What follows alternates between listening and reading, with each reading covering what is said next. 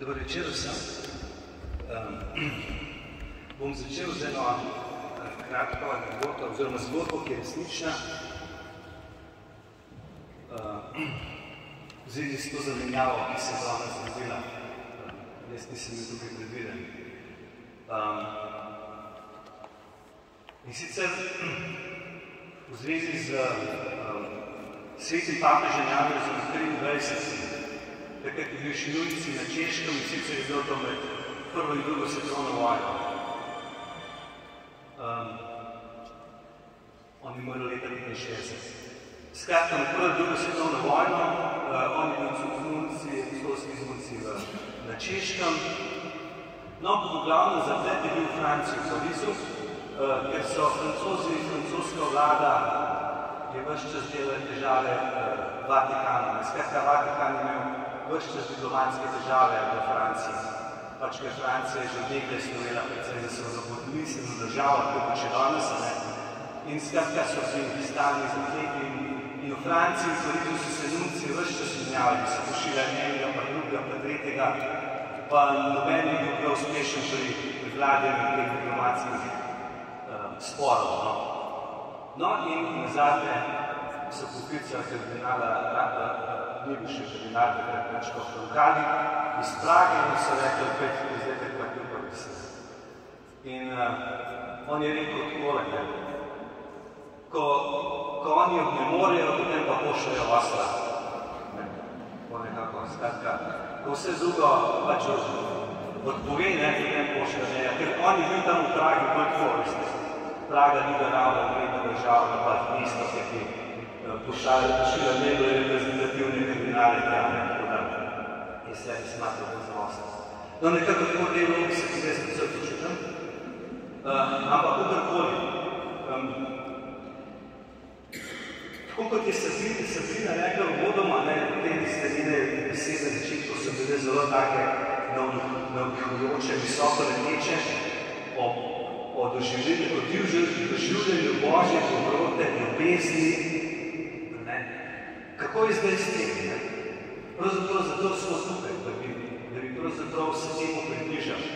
In zato bom to pravzaprav mi sami s človeško močjo ne moramo vsega doseči. In za nekaj novit o tem, kar bi želel danes sporočiti vam, oziroma vam nekako pokazati, kakšno smer bo ta seminar šel, bomo začeli z Božjo besedo iz knjige Modrosti, ker pravi Božja beseda, da je modrost potrebna, ker kateri človek mora spoznati Božjo voljo? Kdo mora razločiti, kaj hoče Gospod?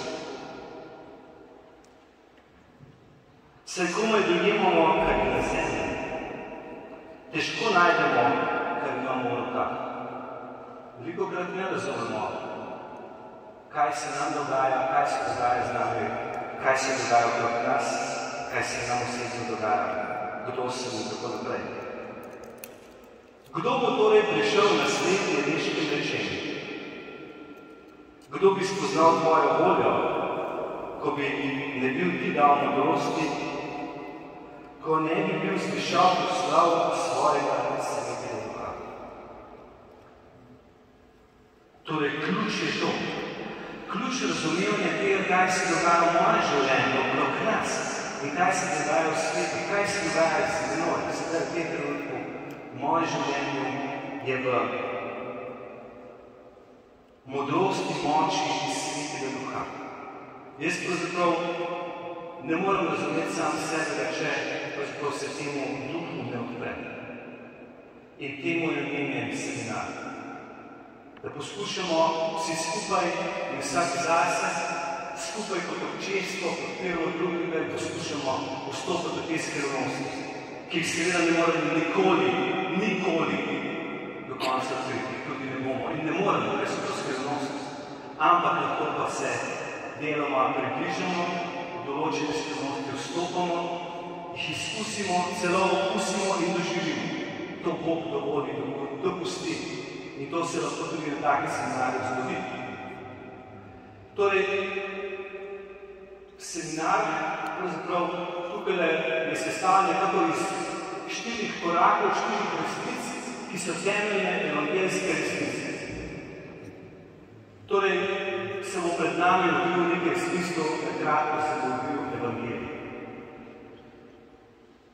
Prva temeljna resnica evangelija, Božja beseda, ki je dodana evangeliju, je to, kar recimo sveti Janez piše v Janezovem evangeliju, Bog je ljubezen. Prva resnica, prvo dejstvo je, da je Bog neskončno usmiljen in ljubezniv in dober. Zato je tudi poslal Jezusa. Ker Jezus sam je rekel vse, prišel sem, da bi imeli življenje in to življenje v obilju. Torej v obilju. Ne v pomanjkanju, ne tukaj, da bo tukaj iz dneva v dan, tukaj, da bo preživ. Ne mislim tukaj samo o materialnih dobrinah. Govorimo o vseh splošnih stvareh, ki ne bi človek imel. Torej, tako materialne, kot duhovne, čustvene potrebe, vse, kar človeka zadovoljuje. Bog obljublja polnost. Ampak to ne pade kar tako z neba. Torej, zakaj mi tega v glavnem, večinoma, ne doživljamo? Ne čutimo tega, ne čutimo se mogoče spolnega, da imamo v življenju dosti vsega, da nam je dobro, da nam vse kar fino teče. Verjetno večina ne bi mogla na to, da bi odgovoriti. Vsaj v polnosti ne. Kje je razlog? Smo pri drugi resnici v drugem koraku. To, da je človek grešen in da je greh človeka oddaljuje Boga. To je drugo dejstvo, evangeljsko dejstvo. Človek ni dober sam po sebi po naravi, to, kar nam poskuša prodajati na današnji svet. Ali pa ne sem zračen. Svet nasplošno. Ves čas trpijo, človek je dober, je v osnovi dober. Ni dober. Človek v osnovi ni dober. To Bog jasno govori v Svetem pismu, ker ima pad, ker smo padli po naravi, imamo pad po naravi. Rodili smo se s svetnim grehom. In potem ves čas žalobimo v življenju. Sami dobro veste. Vsak zase, gleda svoje življenje, da ne. In se je tudi tisti ženi, da bi brez greha, oziroma tisti, ki so hvala ženi, da bi brez greha ne prvi vrži kamen. Tako velja tudi za nas. Torej, v osnovi nismo tako dobri, kot mislimo, da so dobri. In temeljna zmoda danes je, to, kar so nam uspešno tudi podali na zadnje v zvezi z svobodo, če bomo svobodni, bomo pa povedali, kar bomo padli. To je sicer zelo lepo in bilo čudovito, če bi biti dobri. Ker pa nismo, nam pa veliko krat prej svoboda na pogubo. Si svoboda naredimo veliko težav. To lahko doživljamo v svojem življenju, v življenju skupnosti, v narodu in v svetu. Svoboda je to ne. Če ni ta svoboda kot neko višjo avtoriteto, ki je se za Boga. Torej, to je druga stvar. Ta človekov greh nas omiljuje,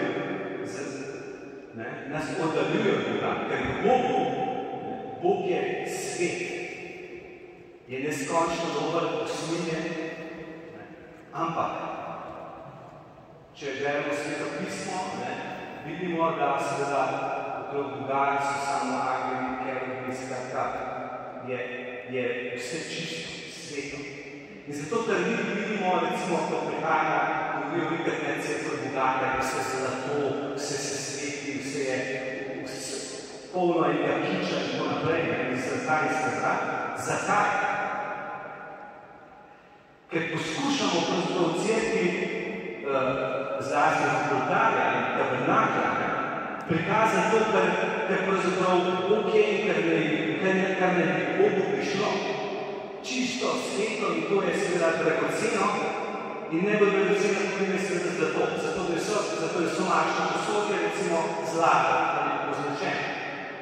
Ker je to simbol, da tam, kjer se dogajajo sveti skrivnosti, mora biti čisto in ne dragocenejše. Torej to, da je v da v cerkah mnogo vidimo najlepše stvari, kjer vidimo v svoji okolici, je razlog v tem, ker so cerkev še podarili, da tam, kjer prebiva Bog, je čista lepota. Je čisto, je sveto. In k Bogu ne more nič, kar je nečistega. Tudi to vemo. In to je tisti osnovni problem, ker nas drži stran od Boga. Da Boga ne moramo lahko čutiti doživljati, prijateljevati z njim, biti to neposredno njegovi bližnji. To je naš čist zemeljski problem. Kako si sedaj pomagati? Pomoč pri tem, oziroma odgovor na to pomoč je pa tretji korak in tretja resnica, ki nam jo evangeliji ponujajo, to je Jezus Kristus. Bog je poslal Jezusa, svojega sina, zato, da bi nas spravil s seboj. Skratka, Bog je žrtvoval samega sebe, da se mi ne moremo rešiti iz te situacije.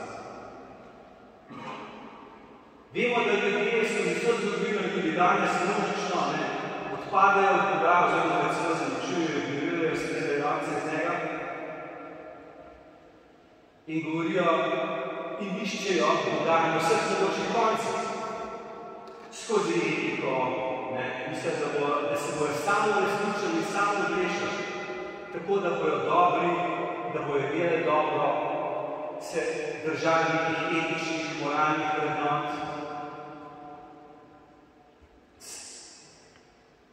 Se šli neko duhovnost, neke novodobnih gibanj, New Age-a, joge, meditacij, raznih psihologiziranja, psihologija, čeprav nam psihologija ponuja nekatere zanimive odgovore, da bomo videli življenje, počustvovanje, dogajanje življenja človeka. Vseeno, to so vse zgolj človeški poskusi, ki ne morejo doseči Boga. Ne morejo. Zato je Bog dosegel človeka, tako da je še Jezus pri nas. Tako da nam ne pomaga nobena etika, nobena še tako moralna drža, dobro ravnanje. To, kar smo tudi sicer v cerkvi velikokrat poskušljali, če bomo prideli dober, bomo poskušal, velikokrat smo te skušljali, če bi delal to posebej spojnov, bom, potem bo delovali. Ker Bog ni avtomat, Bog ni postreščač, da bo nam izpoznal naše lepe želje, možne želje.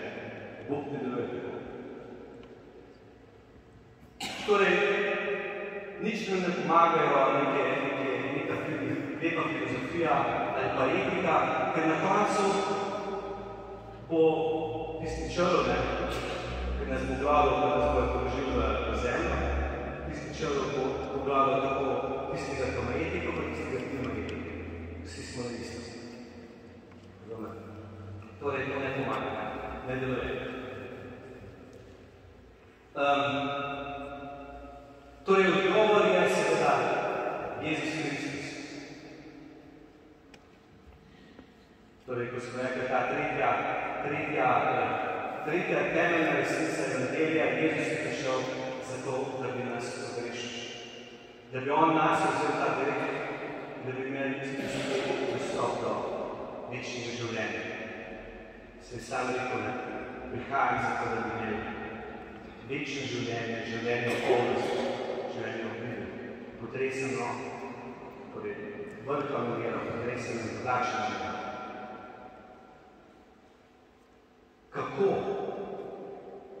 Kako pa sedaj vstopiti v to življenje? Kako v to vstopiti? Tukaj pa nekako četrta stvar, četrta temeljna resnica, ki nam ponuja Evangelije, da svoje življenje izročimo Jezusu. Torej, svoje življenje moramo Jezusu izročiti. Jezus je rekel, pusti vse in hodi za mnom. Torej, izročimo vse in hodi za mnom. Tisti četrti temeljni korak. In nekako v tem svetu pošlo dogajanje skozi vsa ta srečanja, ki so predvidene še 7 seminarjev. Torej, naslednje 4 srečanja bojo nekako nas spodbudila, da gremo po teh korakih do, recimo tam 5. srečanju, ko bomo molili za razvitje Svetega Duha. In namreč to, takrat bo priložnost za ta četrto nebesko resnico, da se uresniči tudi v nas, v mojem življenju, torej, da izročim svoje življenje Jezus. Tudi, če ste že dali naprej, zavesti, nič hudega. To bi v bistvu moramo narediti vsak dan. K temu nas vabi vsakodnevna molitev. Vsakodnevna molitev ni samo ponavljanje nekih molitvic obrazcev, neke mantre, če bi se ne bomo poslišal, ampak vsakodnevna molitev nas odprla za to, da je vsak dan podarim sebe in ves dan svoje življenje, vse, kar bo iz dan počel, podarim Bogu, da se ne podari. Torej, to ni nič groznega, samo če znamo to prav smisliti in prav predstaviti, da vemo, zakaj gre. Torej, zakaj moramo mi dati Bogu svoje življenje, predati svoje življenje? To je, če malo bolj resno, to vprašanje se postavno, je lahko tudi, kar vsak mogoče kdo rekel, to pa ni to nastalo stvar, to je pa nevarno, ne? Jaz bo dal svoje življenje, to pomeni, da jaz ne mogo več šofirati, tako kot bi si želel, ampak vse odvisno od Boga, pa Bog bi mogoče še stvar vzel, ali pa hotel pristopiti meni, da je složen dati in to naprej.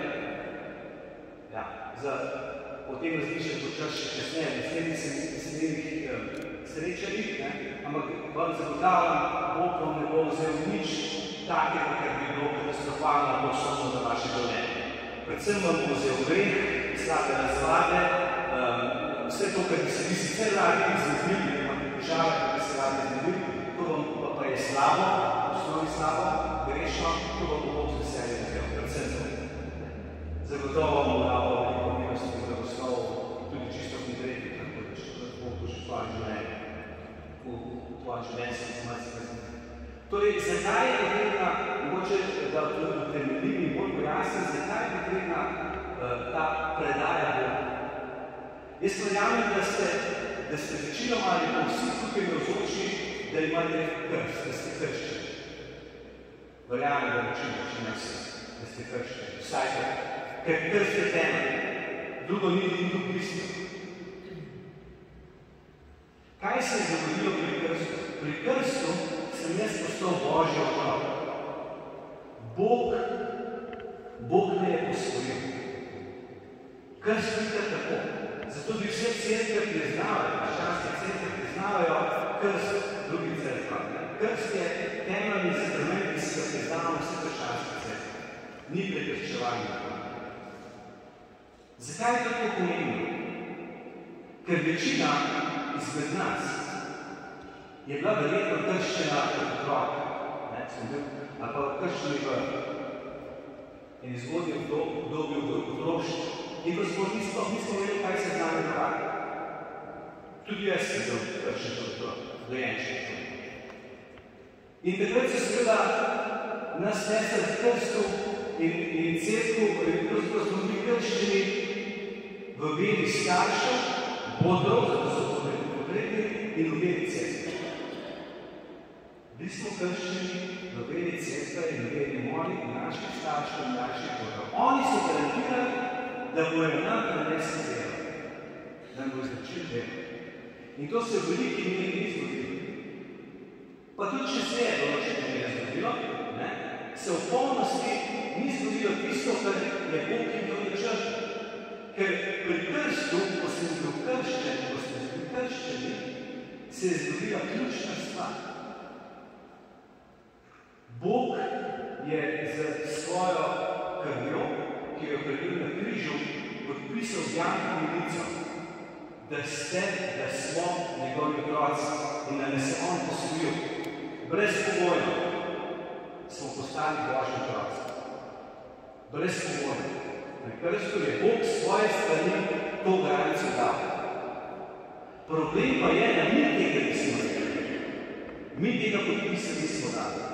Večinoma ne. In sedaj smo povabljeni, da mi ta podpis damo. torej z izročitvijo, zavestno izročitvijo Bogu, svojega življenja Bogu, jaz dam svoj podpis v duhovnem smislu, svoj podpis nazaj pod ta Jezusov podpis. Se pravi, ta listina Božjega otroštva postane pravnomočna, če se izrazi lahko, da je to pravnomočno. Pravnomočna postane. In potem lahko Sveti Duh, ki nam je bil dan že pri krstu, in potem kasneje pri Virgi in pri ukrivih, pa smo bili deležni, pa nikoli ni bil polnosti postal operativen do nas, ni zaživel, ni izbruhnil iz nas, ga ne vidimo, se ne vidi, da ni postal otepljiv. Postane otepljiv. Postane otepljiv. Konkreten. Začne delovati v našem življenju. Mnogi, ki ste tukaj, ki vas poznam, bi lahko to pričevali, da je res, da se je vaše življenje spremenilo, ko ste zagotovili, da je Sveti Duh začel delovati v vas. Ampak zato mora Bog dobiti vaše življenje. Vaše življenje. Bog vas ne bo z ničemer posiljeval in ima nič prisil, če mu vi ne boste tega govorili. Razumete? To je ključna stvar. In zato gre pri molitvi za izlitje Svetega Duha, kot temu reče. En reče, že ni krsto Sveti Duh. Izrazil je več, ampak smisel pomeni je isti. Torej, gre za to, da Sveti Duh postane operativen, delujoč vaše življenje. In ko ta se vaše življenje prebude, kar že imate, v krstu je vas, bil vas sam je založen vse močni snovi v vaše življenje. Zemeljske misli. Potem mi smo vi damo dovoljenje, da ta Sveti Duh se prebudi in začne delovati. Na različni način, vsak človek počne na različni način. Jaz, kako zelo pomemben je ta korak, bom povedal samo na primeru patra Ranjera, da kako bi se slišali, da njega, to je papiška knjiga, ki je pripridigal že Janez Pavlu II, potem 16. moj Sveti Duh v Frančišku, še vedno knjiga že 50 let in več, 40 let zato. On pravi, in to vključuje po celem svetu, kako govori v svoji življenjski zgodbi, namreč on govori, da se je spreobrnil, ko je bil že duhovni, teološki profesor, menih je, skratka je večil na slavnih univerzah in pravi, jaz sem še vedno ne spreobrnil. Zanimivo. Pravi, tri najpomembnejše stvari, ki so se mi zgodili v življenju, so bile prvi Sveti Krst, drugo manjšniško posvečenje, kako so duhovni, in tretja stvar pravi krst v Svetem Duhu. Ko je doživel, je Sveti Duh začel zbruhniti iz njega. On kot teološki profesor je rekel, jaz sem vedel vse v Jezusu.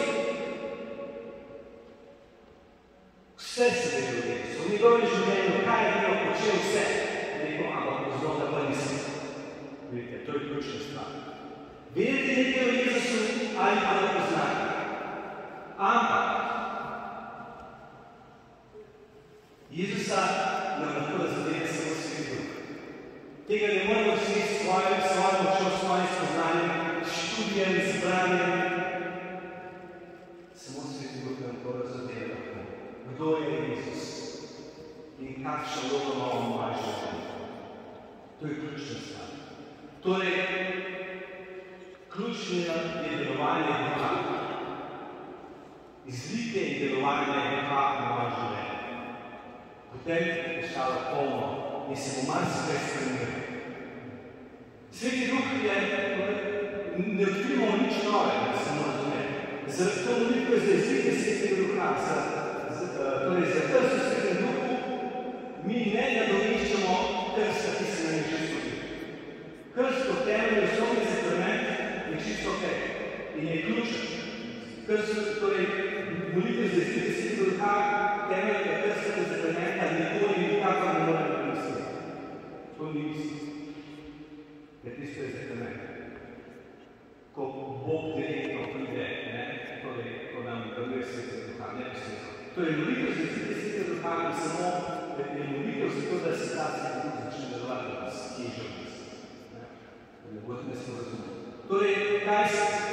ta Sveti Duh? Sveti Duh je že spremljal njegovo Jezusa, vemo, da je Jezus na krstu Jordanu šel v moč Sveti Duha, poštal je prepoznanja, pozdraval, osvobajal, hodil po zemlji, v moči Svetega Duha, kaj se to posebno. Ne v lastni moči, že Jezus je sedel v moči Svetega Duha.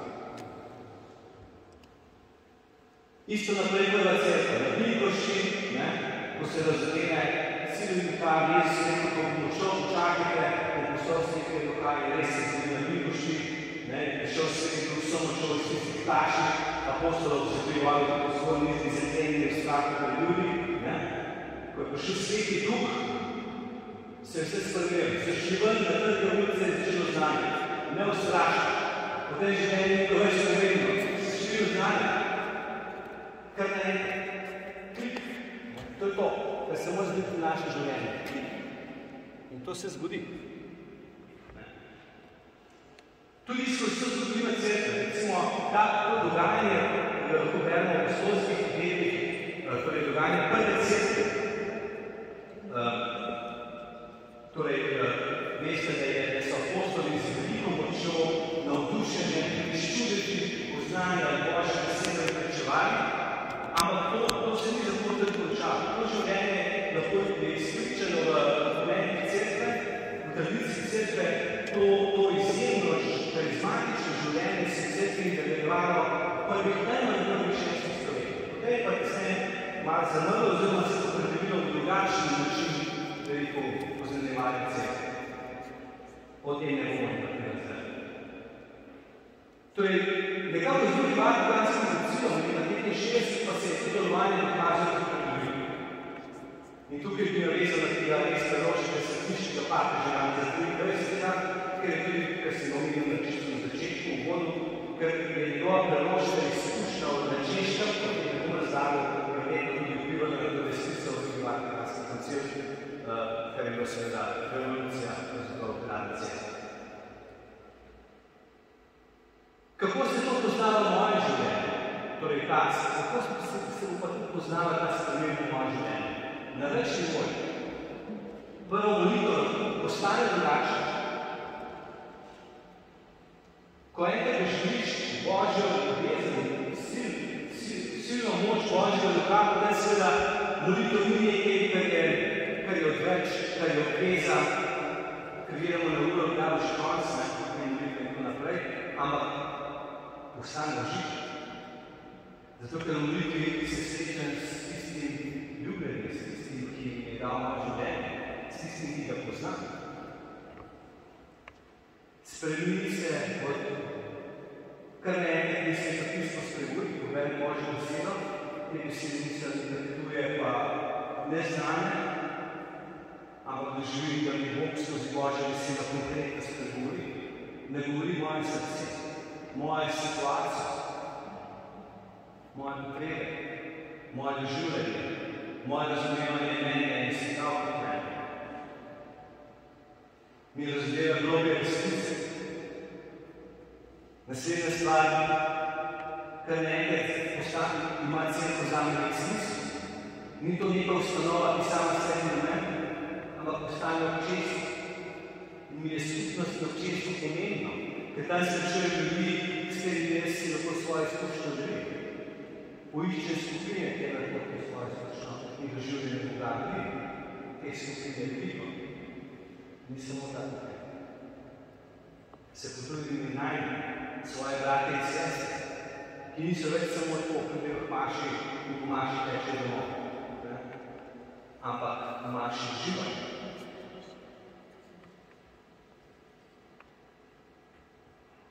Mogoče doživljam darove Svetega Duha, da omenjene že molitev v jeziku. To je samo ena izmed orodij, ki je seveda vsakega človeka, pravi se to pismo, da je seveda spodbuda vsakega človeka, je veliko tudi drugih darov, kot so preroštva, dar slik, dar podob, dar vednosti. Veliko darov, ne samo Svetega darov Svetega Duha. Pisanih so v 20. darov, ki smo Korinčano, v apostolskih delih, v velikih mnogih resnicah, dalčanih. in tudi svetega sadovja, kar so pa ključne stvari. Doživljanje sadovja svetega duha, veselje, mir, radost, potrpežljivost, ljudnost. Stopka, s čimer bomo videli povedali. Potem naši potrpimo in drugi greni živce, ko me žena skira, ko bi otroci greni živce, pa bi znovi, pa se zadržim, vsake prve sve. Ko me v službi ne gledajo, pa za njih molim, da mi za njih priklinijo, pa so vražni, da bo rejo, ampak molim, in jih Bog spremlja. Tudi soseda, ko bo koga še soseda. Torej ne znovi, ne vračam tako za zob, roko za roko, kudo skuvi, ampak blagoslavlja. Kako čisti zapisati, blagoslavlja. Se veseli. Moja življenje se spremlja. In to je tista polnost, to je tisto veselje, ki ga svet ne more dati. To je tisto, kar spremeni človeško življenje. Tudi mene, če ne meni, nikoli stavno potrebovano, nikoli. Za zaključek bo samo tako, da še nekaj prebral pisma Korinčanom in v poglavju, ko Pavel govori o duhu. Še enkrat poskušam na tem odlomku, še enkrat vas tako pozoriti, kako ključno je ta delovanje duha, ker duh nam odkriva to, kar nam ne smo more. In bomo s tem tudi zaključili. Torej, razodetje je od Božjega duha. Pa vendar oznanjamo modrost in sicer ne popolnimo.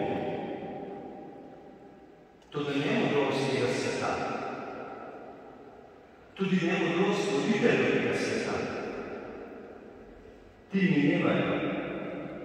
Mi oznanjamo Božjo modrost v skrivnosti, tisto prikrito, ki jo je Bog pred veki naprej določil za naše časti. Te pa ni spoznal noben mogočnik tega sveta, kajti ko bi jo spoznali, Gospoda časa pač ne križali. Danes, če bi jo poznali, pač možda ne bi bilo iz javnega življenja, ne bi ga ignorirali, ne bi ga zasramovali, ne bi se malce nekaj. Včasih so ga križali, danes pa so ga pregali na drugačen način. Razumete?